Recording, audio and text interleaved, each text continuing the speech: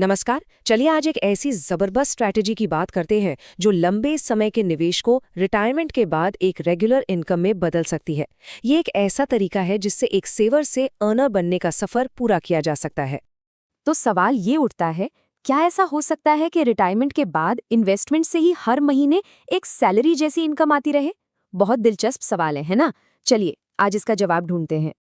Okay, तो इस पूरे सफर को हम कैसे समझेंगे, एक नजर डालते हैं।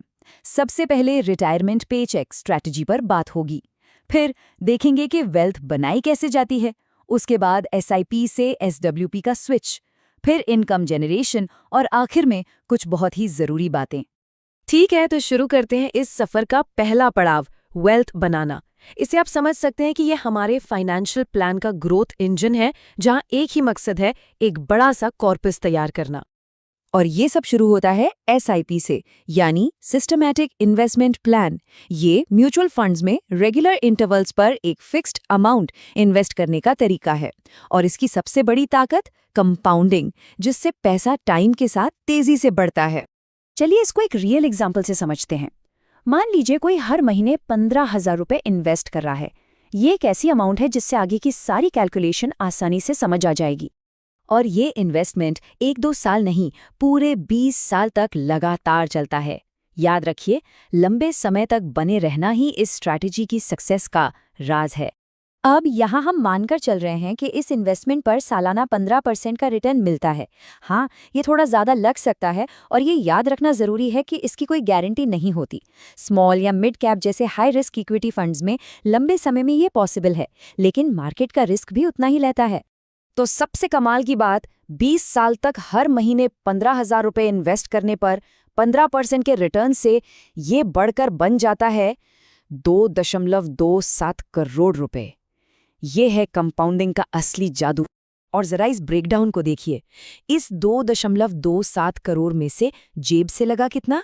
सिर्फ 36 लाख रुपए। सोच के देखिए, बाकी के 1.91 करोड़ रुपए तो मार्केट की ग्रोथ से कमाए गए हैं। यही तो वो चीज़ है जहां पैसा पैसे को कमाता है। यहाँ आता है हमारी स्ट्रैटेजी का सबसे इम्पॉर्टेंट टर्निंग पॉइंट। अब वेल्थ तो बन गई, तो फोकस वेल्थ बढ़ाने से हटकर एक रेगुलर इनकम सोर्स बनाने पर आ जाता है। अब वक्त है एसआईपी से एसडब्ल्यूपी में स्विच करने का। तब शुरू होता है दूसरा फेज, इनकम जनरेट करना। अब उस बड़े कॉर्पस को इस्तेमाल करके एक रेगुलर इनकम का फ्लो बनाया जाएगा। और ये होता है एसडब्ल्यूपी के जरिए, यानी सिस्टमैटिक विड्रॉल प्लान।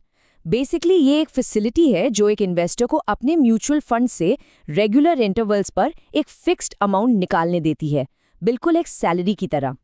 तो यहाँ सबसे ज़रूरी बात यह है कि दोनों फेजेस के लिए इन्वेस्टमेंट अप्रोच एकदम अलग है। एसआईपी फेज में गोल था ज़्यादा से ज़्यादा रिटर्न पाना, तो स्मॉल या मिड कैप जैसे हाई रिस्क फंड्स ठीक थे। लेकिन एसडब्ल्यूपी फेज में गोल है कैपिटल को बचाना, इसलिए हाइब्रिड या डेट फंड्स जैसे कम रिस्क वाले फंड्स में पैसा शिफ्ट करना बेहतर है। और ये कोट इस बात पर बिल्कुल साफ साफ जोर देता है कि विड्रॉल के टाइम पर पैसा हाई रिस्क इक्विटी फंड्स में रखना कितना बड़ा रिस्क हो सकता है। जब कोई रेगुलर इनकम पर डिपेंड कर रहा हो तो मार्केट के बड़े उतार चढ़ाव का रिस्क नहीं ले सकता। चलिए अब कुछ ऐसी ज़रूरी डिटेल्स पर आते हैं जिन्हें इग्नोर नहीं किया जा सकता।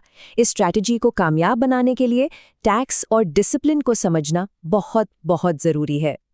तो देखिए, एक ज़रूरी बात, वो जो 2.27 करोड़ रुपए हैं उन पर टैक्स भी लगेगा। सरकार भी अपना हिस्सा लेगी। जो 1.91 करोड़ की कमाई हुई है उस पर लगेगा long term capital gains tax. आज के रेट्स के हिसाब से ये लगभग 24 लाख रुपए होगा। तो टैक्स देने के बाद एसडब्ल्यूपी के लिए लगभग 2 करोड़ रुपए का सॉलिड कॉर्पस बचता है। और ये स्लाइड दिखाती है कि हर महीने कितना पैसा निकाला जाता है, इसका कितना बड़ा फर्क पड़ता है। अगर 2 करोड़ के कॉर्पस से हर महीने 1 लाख रुपए निकालें तो 20 साल बाद भी पैसा बढ़कर 11 करोड़ हो सकता है। लेकिन अगर 2 लाख रुपए निकालने लगे तो 20 साल बाद सिर्फ 1.8 करोड़ बचेंगे। यानी कि डिसिप्लिन यहाँ सबसे ज़रूरी है। तो एसडब्ल्यूपी के बारे में कुछ खास बातें याद रखनी चाहिए। ये उन लोगों के लिए सबसे बेहतर है जो एक फिक्स्ड विड्रॉल लिमिट पर टिके रह सकते हैं। इससे एक स्टेडी, प्रेडिक्टेबल इनकम मिलती है। लेकिन अगर इनकम की ज़रूरतें फिक्स नहीं हैं तो शायद ये सबसे अच्छी स्ट्रैटेजी ना हो। गोल ये है कि इनकम मिलती रहे और जो ओरिजिनल पैसा है वो भी बढ़ता रहे। तो इन शॉर्ट इस पूरी स्ट्रैटेजी का निचोड़ यानी कि एसेंस एक 2 पार्ट जर्नी है। पहले 20 साल अग्रेसिवली वेल्थ बनाओ और फिर उससे संभल कर कंजर्वेटिवली एक इनकम निकालो। ये ग्रोथ से सेफ्टी की तरफ एक सोचा समझा शिफ्ट है। और आखिर में एक सवाल सोचने के लिए, क्या किसी का इन्वेस्टमेंट प्लान सिर्फ पैसा जमा करने के लिए बना है या फिर उस पैसे को आगे चलकर सही ढंग से खर्च करने यानी डिस्ट्रीब्यूशन के लिए भी तैयार है?